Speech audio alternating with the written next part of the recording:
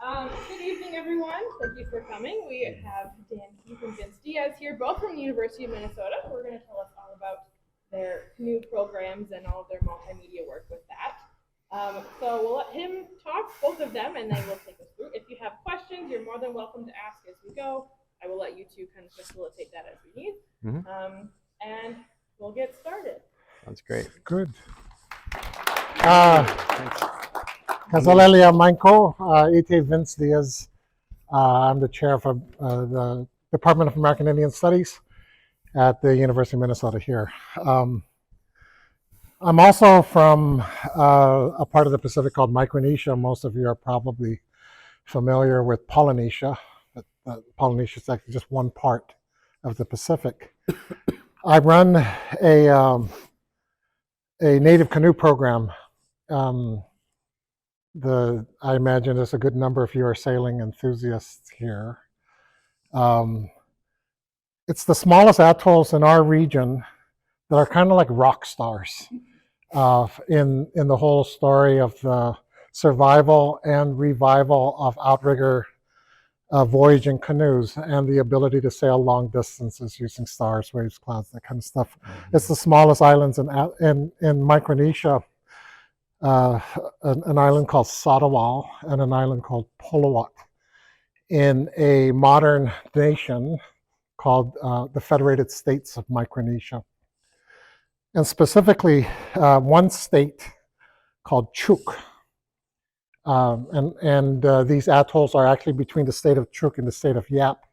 And you're gonna learn a little bit about a group of Chuukese who are about 2/3 of the town's population of the town of Milan, Minnesota, about 3.5 hours just west of the Twin Cities. They emerge from one guy who came to visit his Peace Corps brother. A guy from Milan was in a Peace Corps in their island in the Chuuk Lagoon. He came to visit, liked it, and got a job at the Genio turkey factory at a time when the Genio was also hurting for labor. And so they started bringing guys from his island. So almost all of the men, there's about maybe 300 families now in Milan. They're about 2/3 of the town's population working in the Genio turkey factory. And you'll see a short video of a canoe project where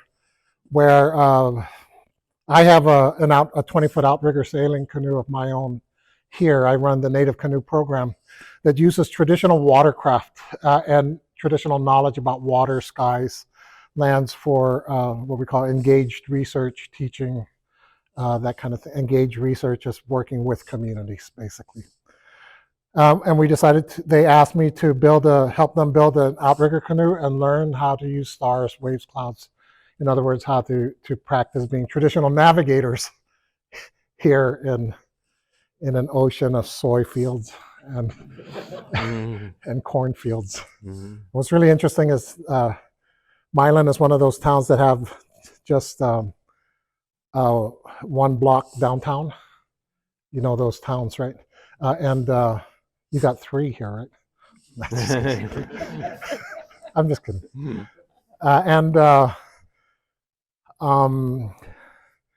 They say that Milan reminds them of their island. And that's why I talk about the cornfields and soy fields as the sea. Because like a lot of towns in the rural Minnesota, they're separated by agricultural things. So you're going to learn a little bit about a canoe building project that we worked with them, but in relation with the folks in the Lower Sioux community. So Do you want to take it, or do you want me to? Let me take it. I'm going to go. Stop me at 20 minutes. Okay. Is that good? I mean, if that's really what you want, I'm going to set. And then I'll introduce them in a moment. So I run the Native Canoe Program. We operate out of a container on the river on campus. And That's my canoe there. We didn't put the sail up. It's really hard to sail. You can't really sail on a river because you have to have the outrigger on the leeward side, on the windward side rather. I wanted to begin with a quote, a really important quote by slightly older than me, anthropologist and writer from the island of Tonga in Polynesia. And he wrote, "To remove a people from their ancestral natural surroundings and vice versa, or to destroy their lands with mining, deforestation, bombing, large-scale industrial and urban developments and the like," which is what's happening across the Pacific, "is to sever them not only from their traditional sources of livelihood, but also, and much more importantly, from their ancestry, their history, their identity, and from their ultimate claim for the legitimacy of their existence." On one level, this is pretty much the stakes for me in canoe. Canoes aren't simply quaint recreational vessels. They're actually really important parts of the history and cultures of islanders. And you'll begin to see a little bit about that. And as a historian, I've also come to learn after 30 years of working with this stuff from folks in the Central Carolines of the Micronesian region. I'm also Carolinian from another island. I've also come to understand that embedded in this quote is all the material for not only reviving these things, but also applying it to larger problematics in the world. I've come to see traditional canoe culture as, well, let me put it this way. If the earth is a canoe or a ship, it's sinking, right? We don't have sustainable economic, political, social systems. We can argue about that, but a lot of people kind of know that already. I think we have in canoe culture, but also in larger indigenous thought systems and practices, the material for radically different kinds of futures. It's not about going back in the way people think. It's about going into the future with the values that indigenous people bring. Canoe culture carries a lot of that.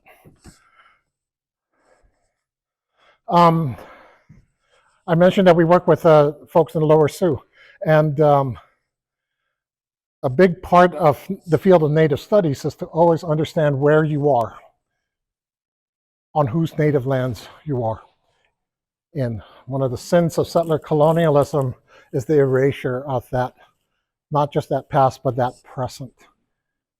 And all the work we do around Micronesian seafaring and canoe culture has always got to be in good relations with the people of the land. One other important thing that Micronesian seafaring teaches us is that to be a really good navigator, you need to know the lands, waters, and skies intimately. And if Micronesians are going to have a future in rural West Minnesota, to be a good Micronesian navigator, they're going to have to know the lands, waters, and skies of that part of Minnesota. And who better to learn from than the Dakota people? So I always recognize where I'm at. This is where the university's at. So why canoes? Really quickly, this is a list of kind of reasons why Native people who have deep relations with water bodies like the Great Lakes, the Mississippi River, or coasts, right, across actually the world, are revitalizing their canoe traditions. For cultural pride, for cultural and spiritual well-being and competence. Language revival, canoes are great for language revival. Environmental stewardship, political activism, Standing Rock. There in North Dakota, right? Or South Dakota? North Dakota. Standing Rock, stopping the pipeline. 4 canoes from the Pacific Northwest show up there in solidarity. Political leadership, economic survival, flourish, nation building, and for me, all of those above plus academic research. I like to talk about canoes as capacious. They have tremendous carrying capacity. They perform well and they cover a lot of ground. We have an exhibit up at the University of Northrop. If you go there within the next 2 weeks, it's going to come down at the end of the month. Chrissy is one of our curators, students who took our classes. We say it a little bit more poetically. Why? But why canoes? Because they're beautiful, they're functional, they're fun to use. Because they're feats of advanced hydroengineering. Because they're sacred. Because they can move us and teach us how to balance properly. Because they link us to land, water, and air, past, present, future. Because we need to move differently, together, properly. Because we have much to learn and they have so much to teach. You can look at these as metaphorical, figurative, but every single one of these factors runs really deep with a lot of substance and a lot of technical substance. Well, I know canoe when I see one, but what's the definition of it? Canoe is a word that comes from the Caribbean, canoa, and it's a native craft. That has just become a catch-all phrase. Most people know the recreational canoes, modeled really after birch bark canoes. We call these canoes too, and these could be 50, 60, 70 feet with double hulls and the capacity to sail out in the ocean for months. That's also a canoe. Hold 20, 30, 40 people. The Pacific, United States over there, Hawaii, most of you are familiar with. We're in the north of the equator towards the west. This region here is half of the Micronesian region. This island nation, Kiribati, is the remaining half.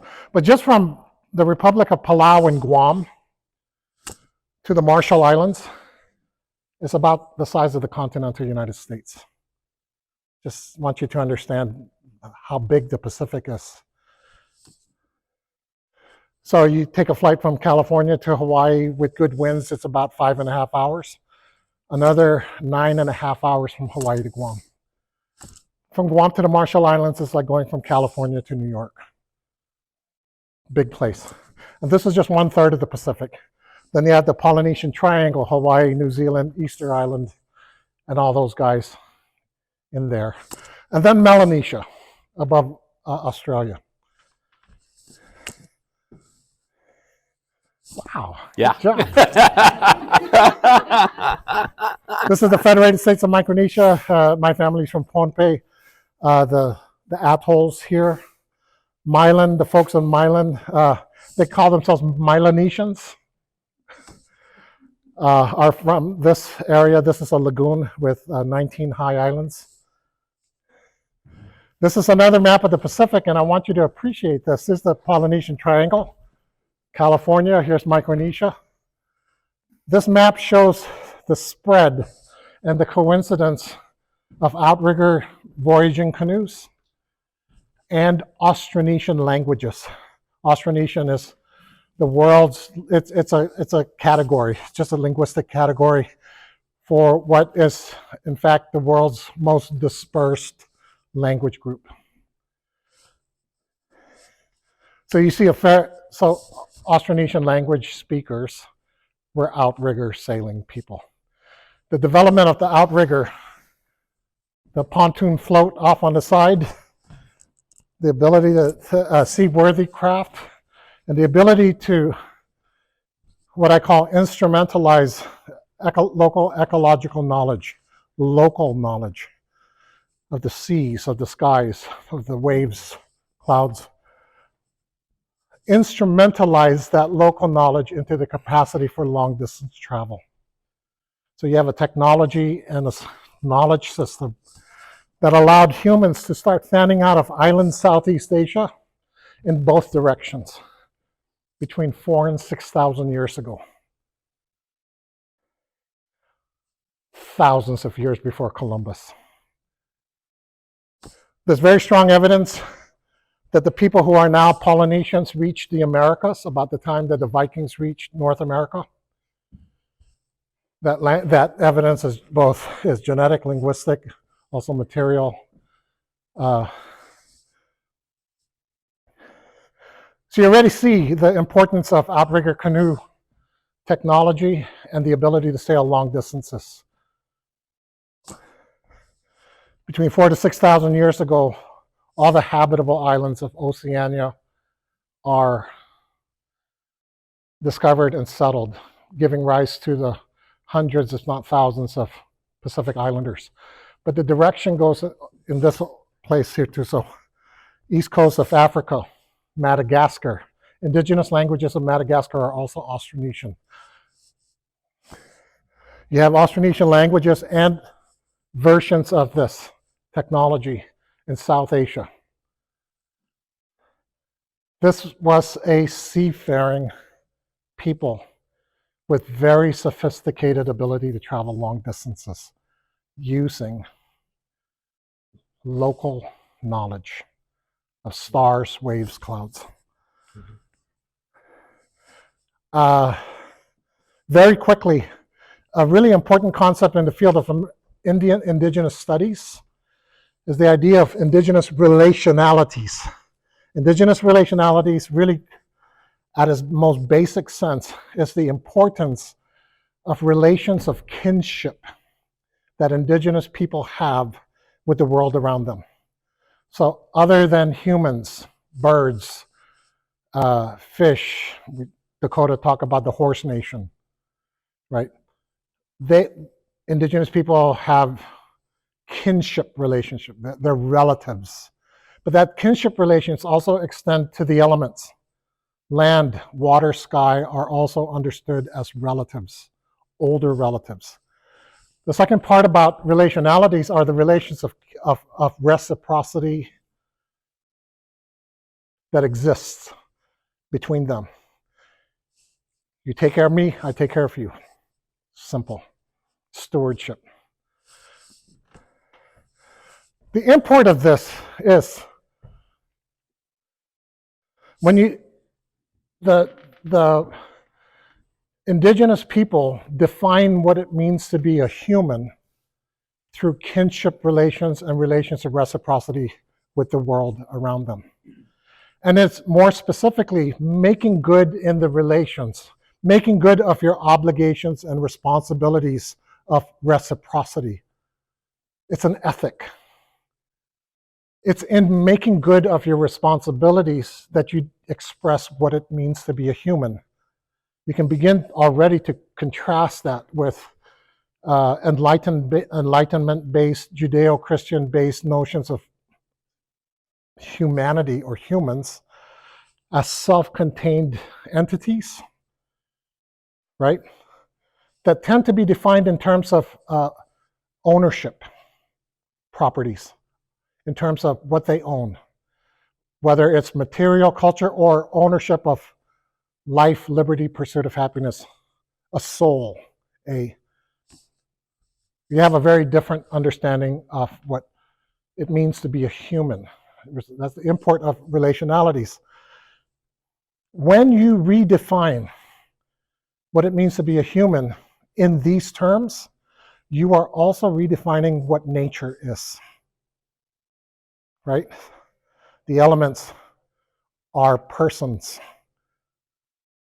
They're sentient beings. We talk about the sky as relatives, the stars as relatives, rivers as people, persons.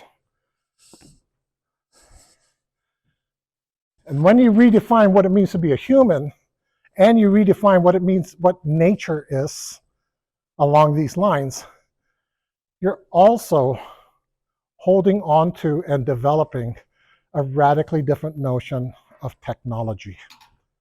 Because technology is literally the mediation between human and the world around.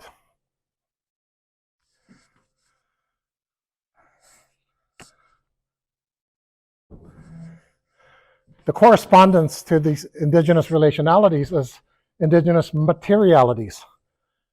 These relations are embodied. They're physical, they're visceral, they're multisensoried, such that objects, for example, aren't simply objects. Canoes, for example, are understood as sentient beings. To begin to build a canoe, for example, you begin with prayers and protocols to transfer a life force from the tree into your axe or adze, then gets transferred onto the canoe. So now the canoe is a living, breathing entity.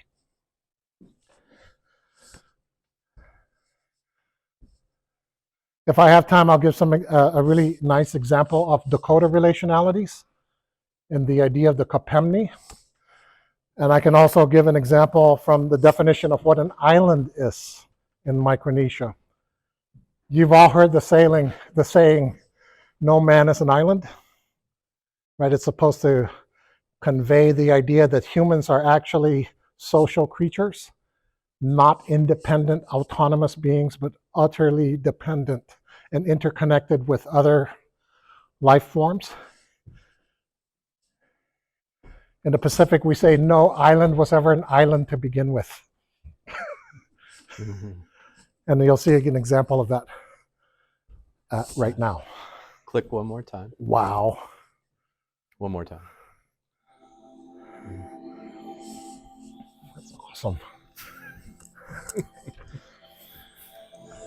To know us properly, you need to know how we got here and how we continue to move through time and space.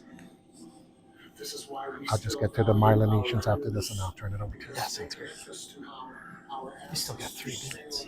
Over thousands of miles of ocean, going from island to island without compasses. These abilities and more are held in our stories about stars, our oldest relatives. Stars point us to where we want or need to go, and they teach us how to tell time. We can say that stars steer us in our voyage.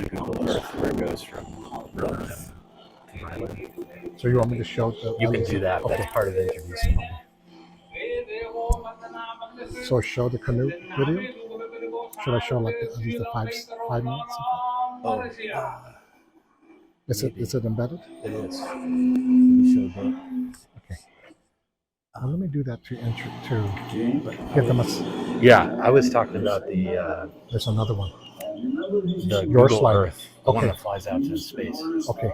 I think I learned about the stars when I was very, very young, maybe in elementary school. Actually, my first travel on a canoe from one island to another island was way back. I don't remember how old I was.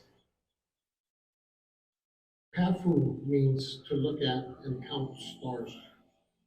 On a pandanus mat, shells are placed in a circle. The shells represent rising and setting points of select stars around an island or a canoe. And these rising and setting points are useful because they point toward meaningful locations around us.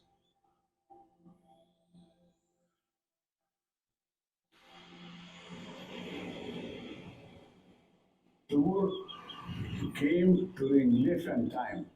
No more breadfruit. And people were kind of hungry because they just eat taro from the taro patch, no more breadfruit. It's a famine star, and there's a line for famine. Moon means poison. So the fish are eating something that you should watch out for when you go fishing in the month of Moon. At the same time, they said you don't catch a lot of ocean fish in that month of Moon, because even the big fish, they know the smaller fish they eat will be poisonous. So they don't waste time going out fishing. Stars are associating with waves and with the current. we were sailing from Puluat to Tamadam. And then on our way back, we were talking stories, but one of the greatest navigator was with us, and he was sleeping. So he was sleeping, and all of a sudden he wake up and said, "You're going wrong direction." So what? We're not heading for Puluat anymore. And just by feeling it, he was sleeping and he feel the way, his body turn around. But even the way the guys then make himself turn around, he already knew that the direction is not right.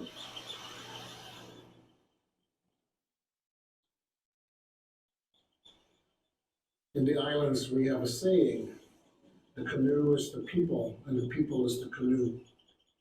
How we steer our canoes, for example, sometimes you can't tell where the human body ends and where the ocean and sky begin. So too with the body of our islands, which begin from the ocean floor and are made up of currents and waves, winds and clouds, and extend all the way up to the stars. Stars that teach us everything, direction, time, seasons, and how seasons connect us to birds and to fish and to trees, like the breadfruit trees that our canoes are made from. Canoes whose own bodies connect land, water, sky, and people. For the canoe is the people, and the people is the canoe.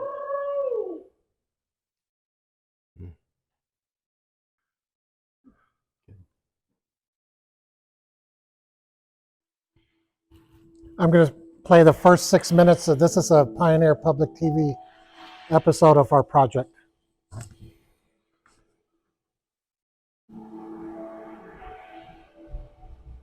We come from a people that have thousands of years of traveling through these kinds of crafts, the ability to sail long distance using knowledge about the environment, stars, waves, clouds. To find Micronesian canoes in the plains of Minnesota shouldn't shock us because we have voyaging and movement in our cultural DNA.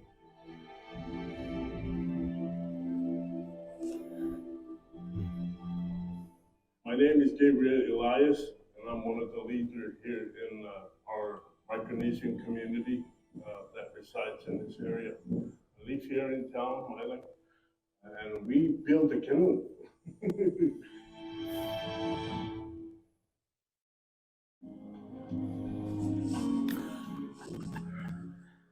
So I teach here at the University of Minnesota American Indian Studies.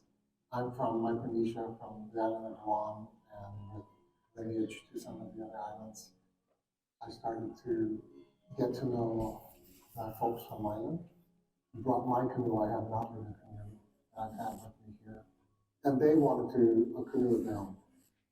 And Michael and Gabriel from the community asked me to help them do that. I'm a historian, but I also look at the survival of seafaring traditions in Micronesia. So that work has got me working with men from Puluat Atoll. I've been doing work with them for about 30 years. I'm originally from Puluat, one of the island in Chuuk State, in the federal state of Micronesia, and I live in Saipan with my family. I'm a navigator. I was ordained a navigator 2-3 years ago. Back home, that's what we use. We use canoe. We navigate, like islands to get food, to go and fishing.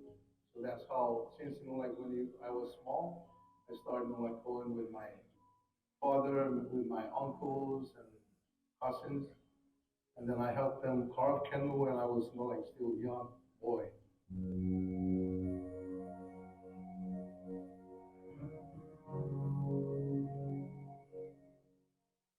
I miss what I've been doing back home. Like when I was young, I used to go swimming on the beach, play with friends, go fishing with my uncles. Life is very, really free and unique. Over here is totally different. It's a different environment, different life.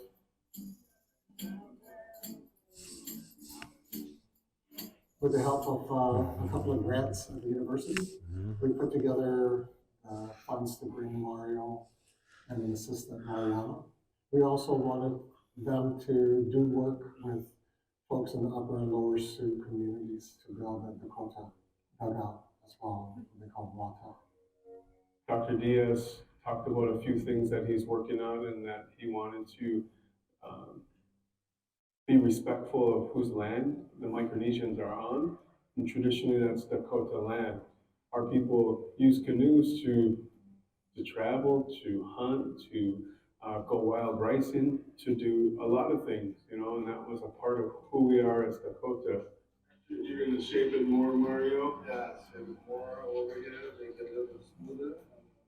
So the plan was to have a group of Lower Sioux members, a group of Upper Sioux members, and the Micronesians to work with Mario and his assistant on these different canoes.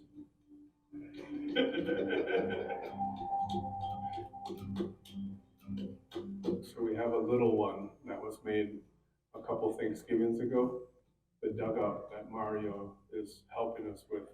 He went to the Montevideo Museum and they have a few dugout canoes there. The one that we have, and then other research they did to look at it to make it close enough, you know? Yeah.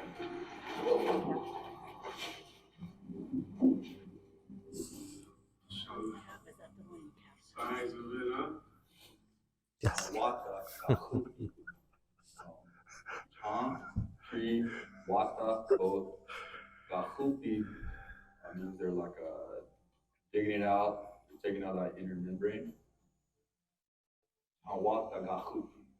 That's how you would say dugout canoe or making a dugout canoe.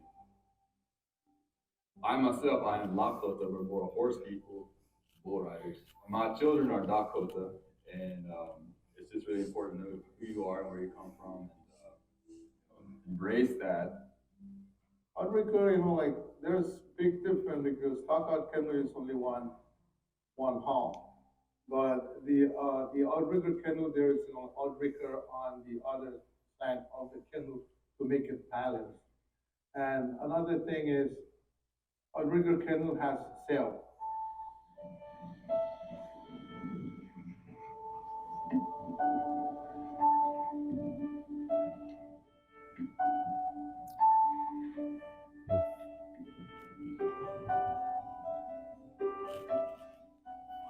A few years back, I started to ask myself who I am and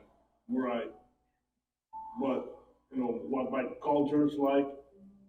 A young kid came home from school. He asked me, "Wait, what's our culture like?" I said, "Why?" His teachers asked him what his culture is like, and he doesn't know.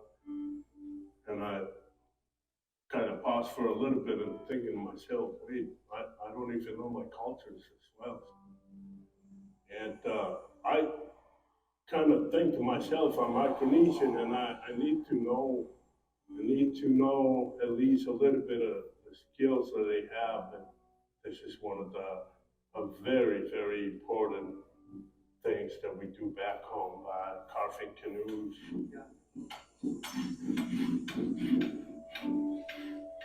This is basically what this project's all about. It's supposed to bring us together, like not only the Micronesian, but other communities. The hope is to make a Viking ship one day. So it would be the big Norwegian population in Milan, and then the Micronesians and the Dakotas to have the three communities canoe together to bring that connection, that healing, that sense of belonging to the three communities that are represented there. Although Dakotas aren't living there at the time, but it's our traditional homeland.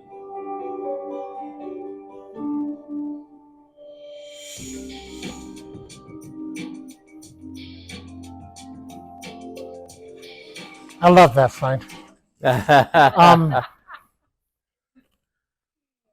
Click again and you can see Mylan. Yeah, so there's Mylan. This Mylan. And then this is, do you want me to take over or you can do it? Yeah, why don't you go and take over? Okay. Dan Keefe is my collaborator in computer engineering and computer engineering and science, and runs a virtual reality lab. I have a spiel about how the canoe, our relations with the Dakota people spans across the continent and across the ocean, but canoe relationalities and materialities also goes up, right? It also goes to the ocean bottom, and it goes actually in all other directions, including virtual reality and digital space. Yeah. So yes, first of all, it's great to be here. I sail in the summer on White Bear Lake, and you know, when Vince first approached me and said, should we have coffee? And I found out he was working on outrigger sailing. It was like, I don't know, love at first coffee, right? We were hooked. And it's been a really great collaboration. I run a lab where we do virtual reality research and computer graphics. Some of you or some of your kids or some of your grandkids may watch Pixar movies or play computer games. And actually, most of my students come to me thinking that's what they want to do. They want to be the people making games. And then I convince them, no, you want to work with science, you want to work with people like Vince, but we use the same kind of technologies, so that's what we do. And I'm here in reality tonight, not virtually, so we've switched over to me just in time because I'm going to show you an animation of traveling from the island of Romanum to Mylan. And so here you see the small island that the community from Mylan, Minnesota is from. To get here, they would have gone to probably an island pretty close by. This is the island of Moen, where there's an airport.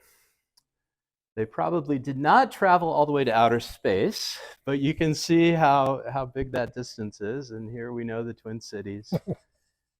And then Mylan is about 3 hours west. See the town here.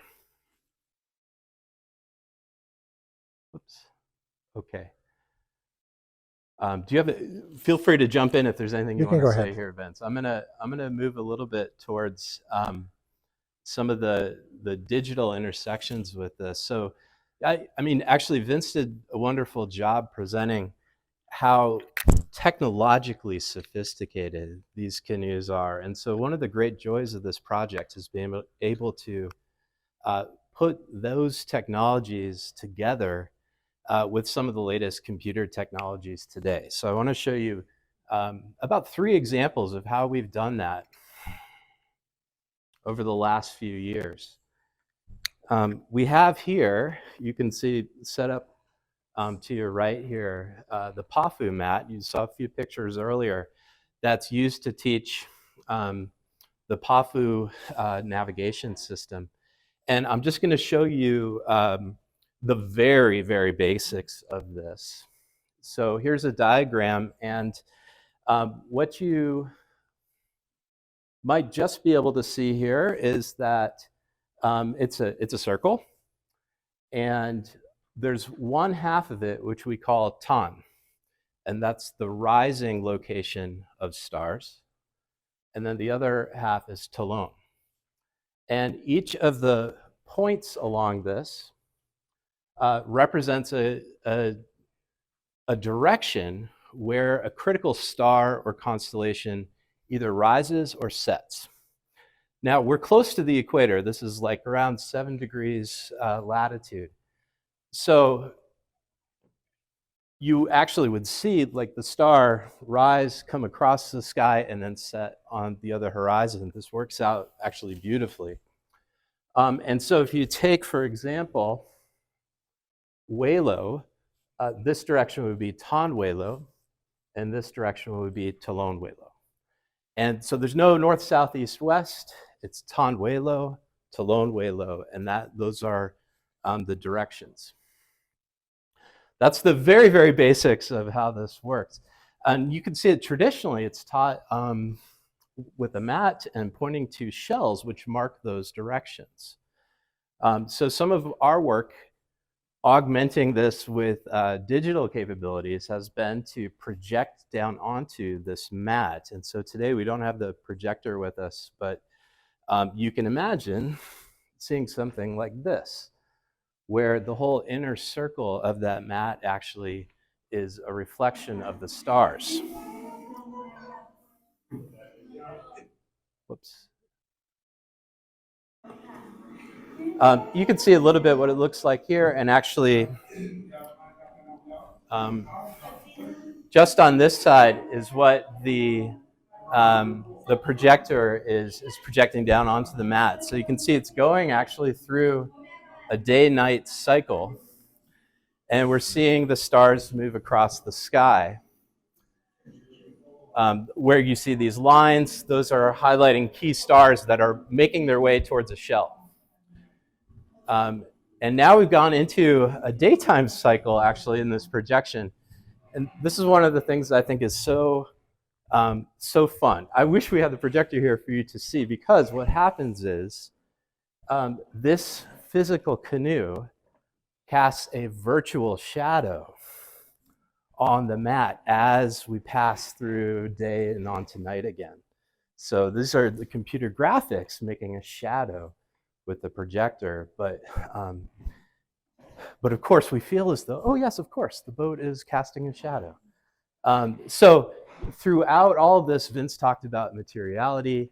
There's so much to explore deeply in terms of... Can you just pause it 1 second? I want to point something out. Oh yeah, please. Two other really cool things. The projection, what the navigator, what's projected on the mat, which is the ocean, right? Is actually what the navigators would see when they're looking up, right? Yeah. But it's not an odd thing because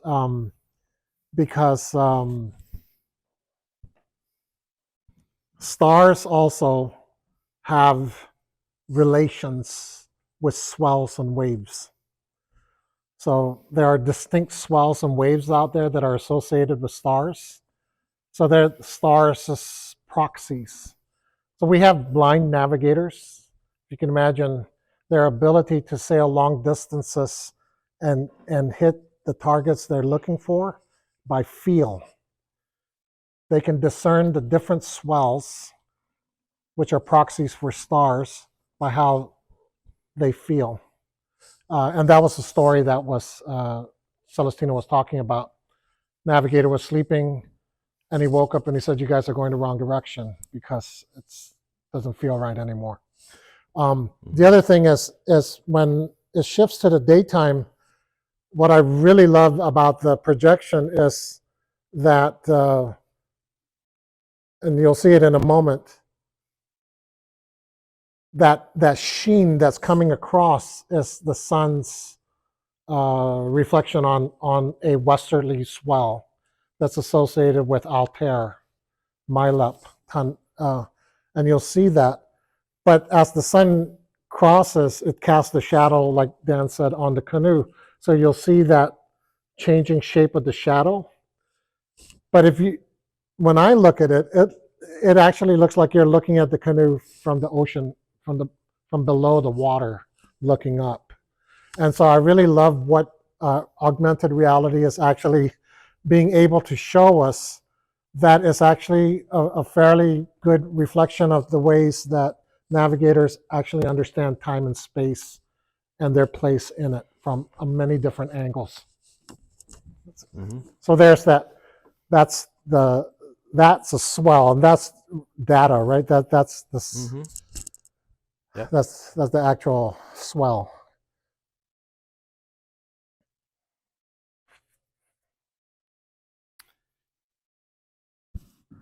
I don't have much to say on this picture. I just love the picture.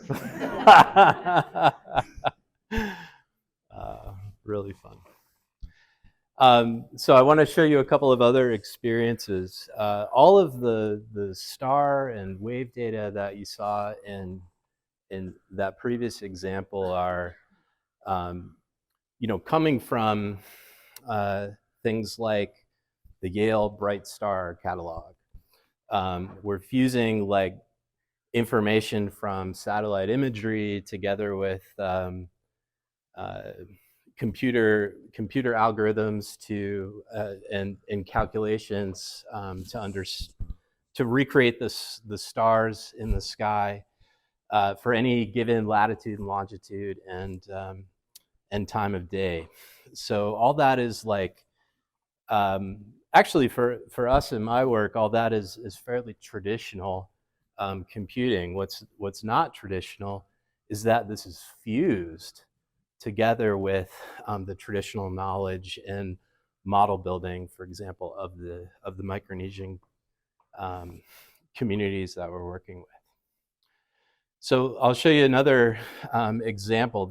In this work, we have a first-person view, and actually in this environment, what you can do is put on a virtual reality headset and really feel like you're on the canoe. And this is so important because if you think about revitalizing this type of knowledge, it's not the knowledge you read in a book. This is the knowledge you experience on the water, and how do you do that in the sea of soy fields, right? So from a technological standpoint, we're very interested in, could we recreate enough of the multi-sensory experience of sailing in Chuk Lagoon to where you could actually teach some of the skills that the navigators use. Put another way, we want to make them seasick. I want to mention one more thing. The materiality here is so important, and you saw the like projection on a straw mat rather than a projection screen. Here's an example where we interact with the computer not using a keyboard and a mouse, but using a rope that's attached to the virtual sail and a hand-carved wooden tiller. Okay, so that's very important because we want to look at a style of computing. Again, the computing's there, a lot of advanced algorithms, things like this, but how do you access that in a way that doesn't like destroy the human experience? I feel like as I'm looking out into the room and I mentioned destroy the human experience and keyboard and a mouse, a lot of people are like, yeah, I know what you mean. We don't feel human often when we interact with computers. And that's really a limitation of the technology. So this is looking beyond that. This is Vince's canoe, and some of the students from his class working with it and practicing a maneuver that is critical. The most critical maneuver when sailing is to be able to change direction. On a Micronesian outrigger, the way you do that is you actually move the sail from one end of the boat to the other. And this is a process known as the hop. And I just have some close-ups so you can see. This is very intricate. So there's a place where the spar attaches to one end of the canoe. This mast actually pivots down here and comes to the other side.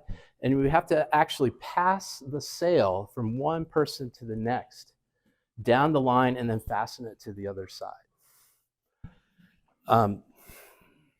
You have to know your knots to be able to do this as well.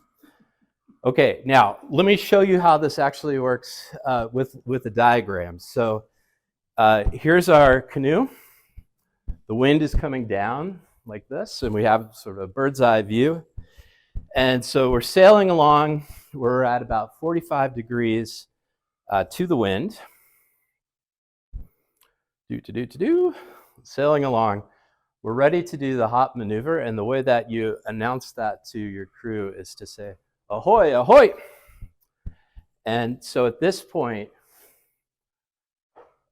we have to now release the main sheet. The canoe's gonna turn slightly into the wind. Wait for that, then pass the sail over your shoulder, one person to the next.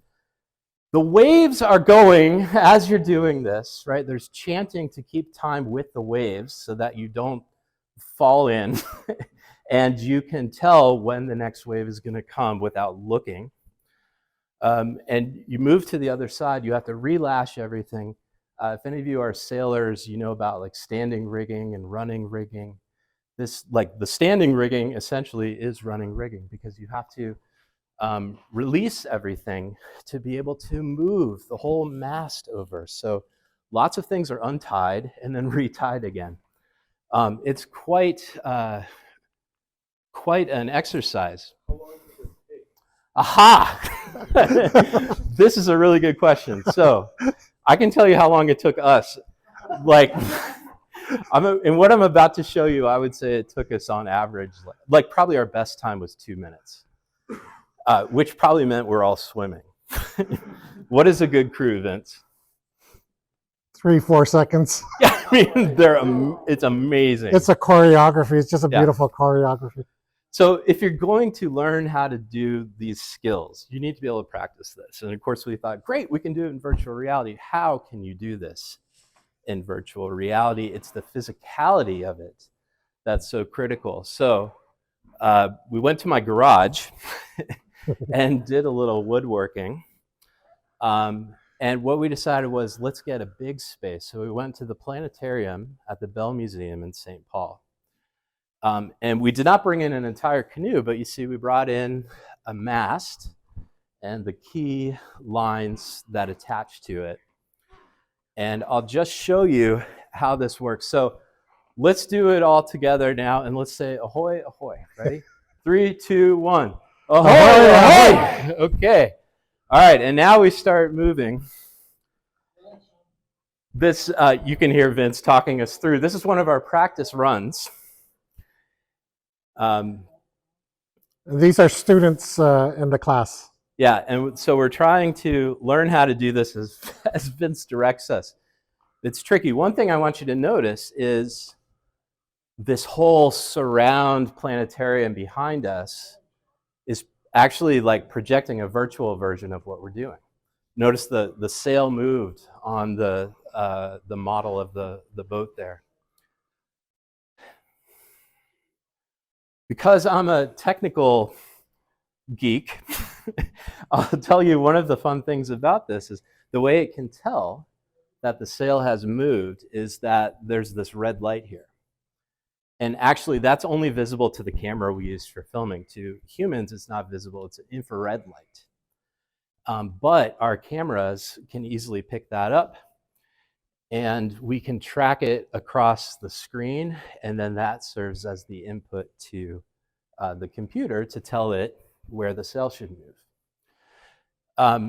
It's only giving us a number from like 0 to 1 as we go across the screen. But it's a 30-foot tall input device. So one of the things I always think is very funny from a computer standpoint is for this task, for this experience, this is way better than a mouse and a keyboard, right? This is the way to interact with a computer for cultural revitalization and knowledge and learning this maneuver. But the only input to the computer is one number. So it's a fun thing. This actually might be a good time for you to talk a little bit more about your experience in this, Vince, but I'll give what I took away from some of your experiences was that he was sweating. He was nervous.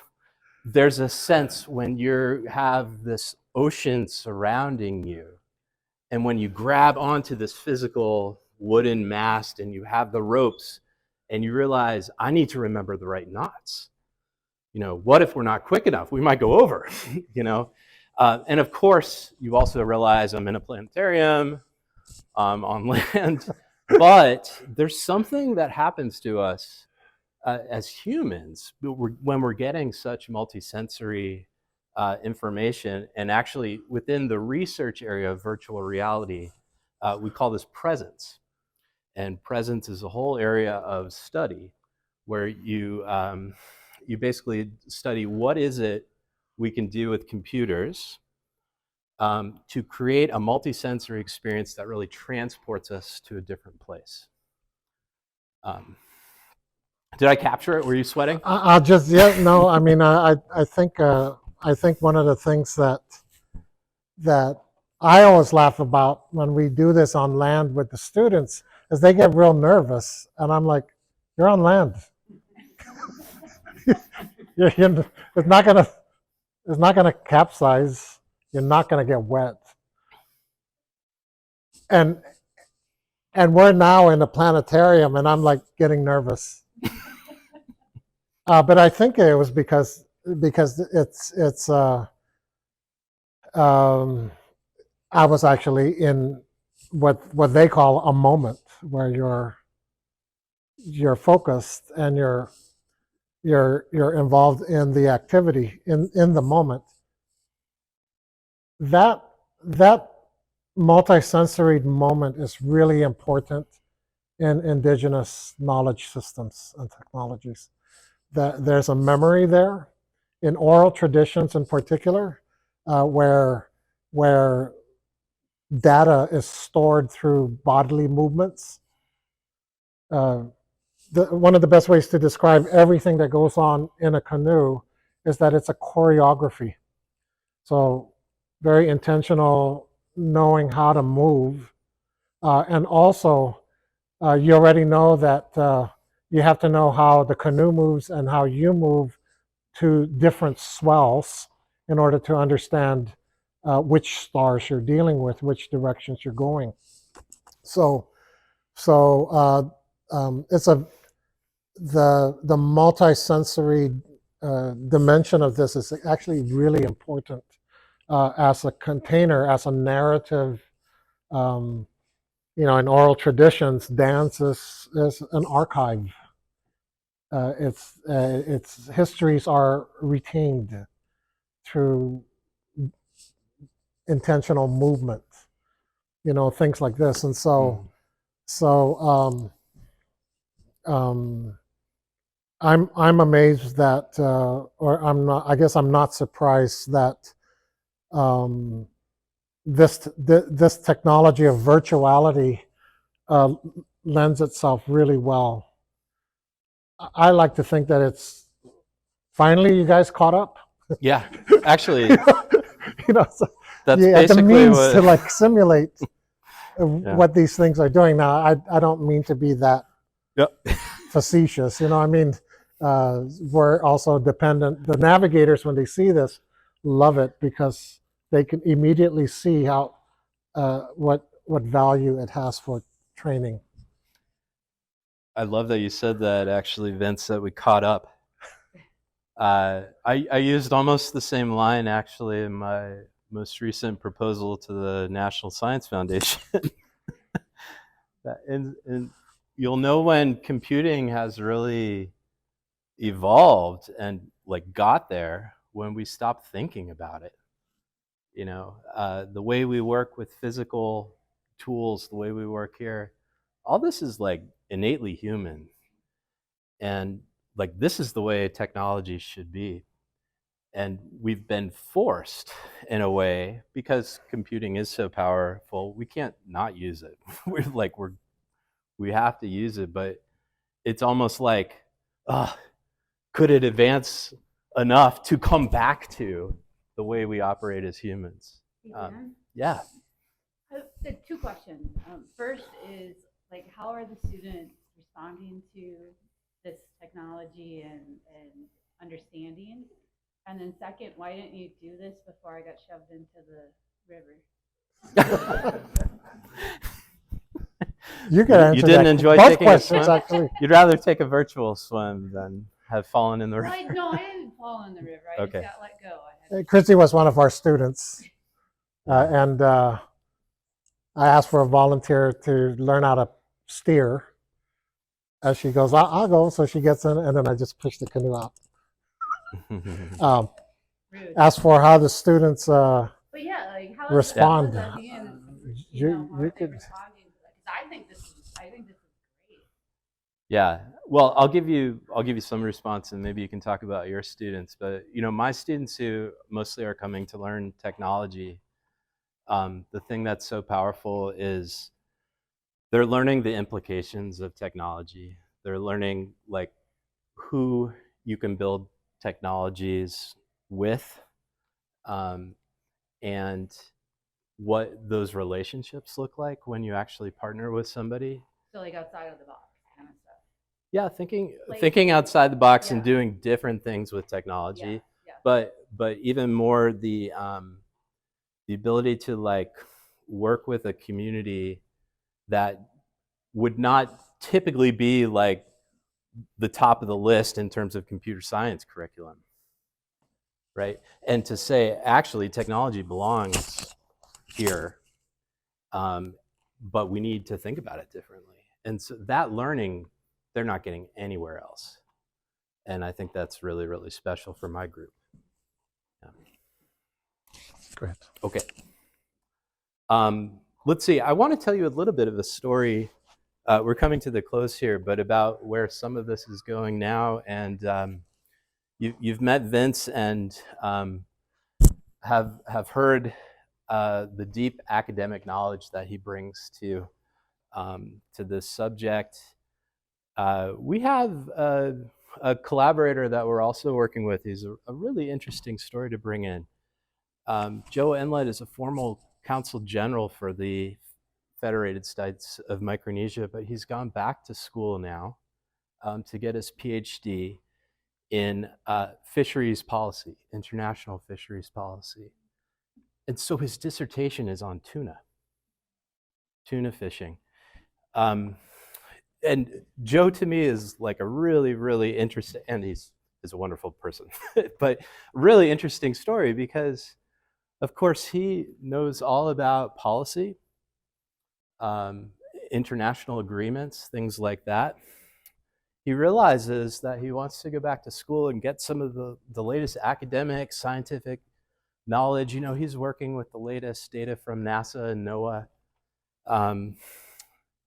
But he also knows he can't do this work legitimately and effectively without including what we would call the traditional ecological knowledge, people like Mario that Vince was talking about earlier.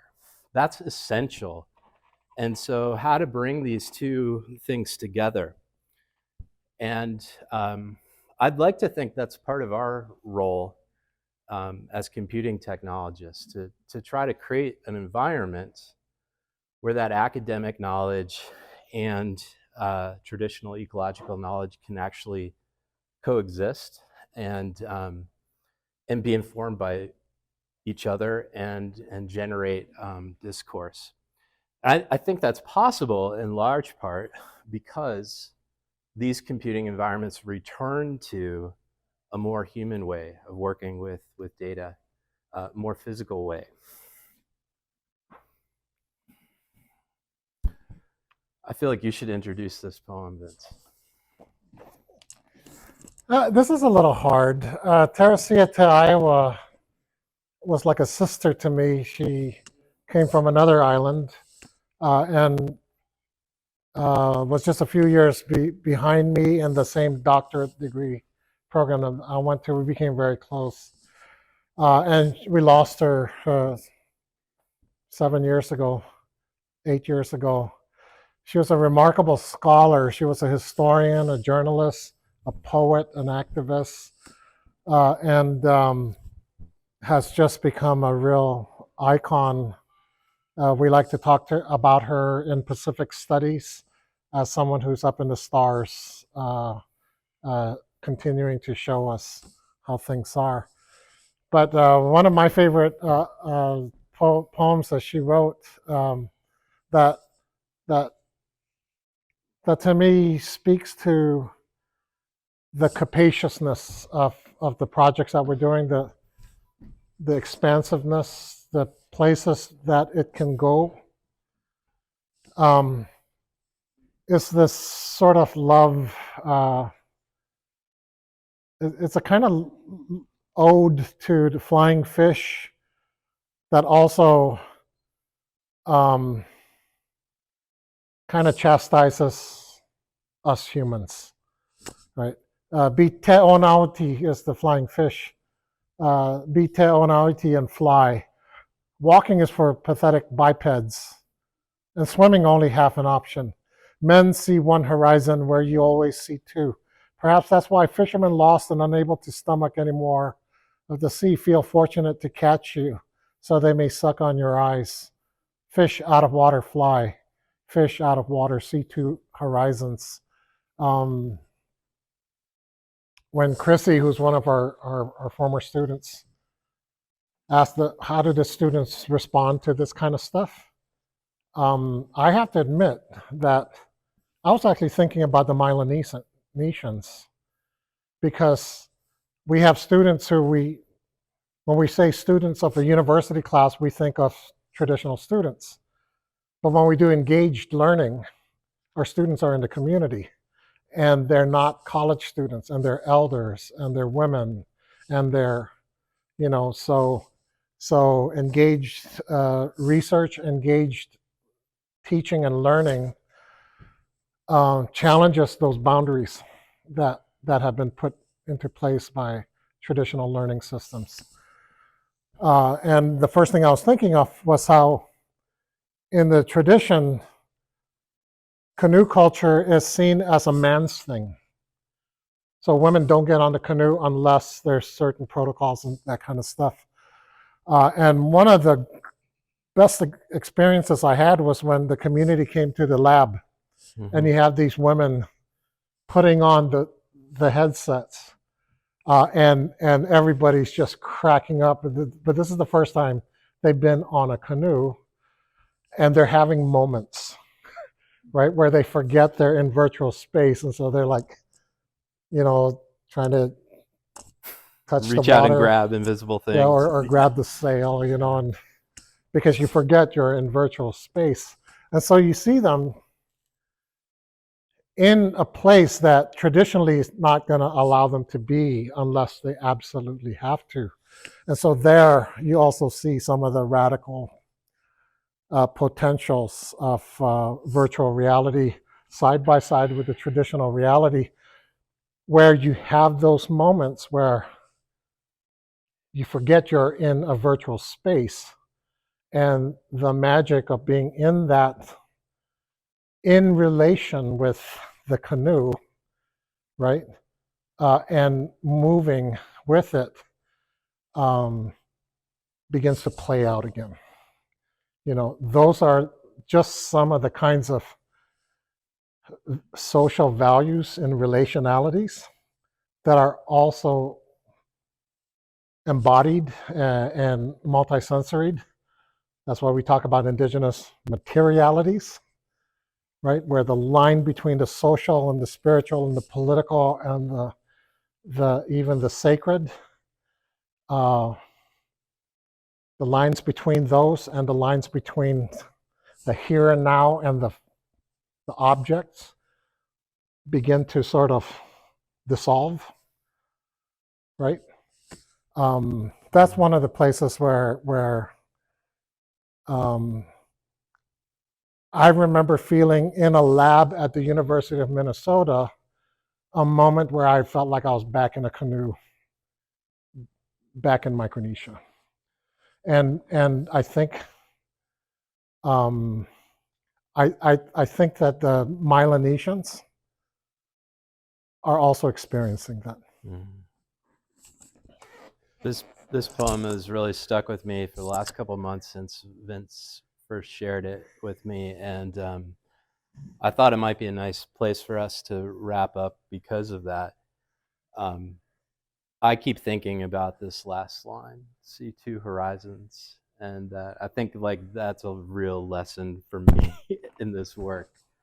So I think one of the things that Dan's lab did with the augmented PAFU mat was to actually allow people to begin to see the multiple horizons and perspectives that a navigator actually uses to undergo a long voyage, One of the best descriptions by one of the earliest journalists, an environmentalist named Ken Brower, one of the best descriptors of navigators he used was that they were computers in loincloths, because when they're out there, they're constantly calculating multiple variables that are constantly changing.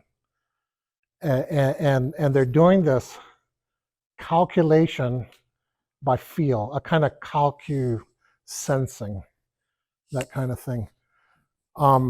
If I can, I wanted to also call attention to a few important people who are in the room, like Sean Dorr, for example, is one of Dan's students, is also Ojibwe Mille Lacs. They're also working on a birch bark virtual reality ricing experience. Manuman for Ojibwe is a relative. There's your relationality, right? But they're also working with Matt to do a Dakota thing with the Bidote at Fort Snelling. Matt has a vision to get a bunch of canoes and take a bunch of kids. He's the director of the youth center at the Lower Sioux, and paddle the Minnesota River and connect all of the other Dakota communities, and then paddle up to the campus. And what we're trying to do now is once they get there, then we can go to the lab or the Bell Museum and meet up with the Micronesians there who will have driven over, and then we'll zoom up to the space at the planetarium and go to Chuk, with the outrigger canoes, the birch bark canoes, and the dugouts. And maybe one day we'll have a Viking boat as well. Yeah. Well, I hope you all think about seeing Two Horizons. If you do, in the next week, we will have succeeded. It means that, like, for me personally, so much of my job, my life right now is oriented around the technology, and that's the regular horizon. That's the above water horizon, right? But when I work on projects like this, it makes me think much deeper, and approach it from approach to the technology from a totally different lens, and it's almost like flipping the world upside down. Yeah. So I feel like we would make a lot of interesting advances if we flip the world upside down and consider those both perspectives, you know. So anyway, as you're driving your car around, think about being a flying fish, just not too much so you don't crash. But thank you all so much.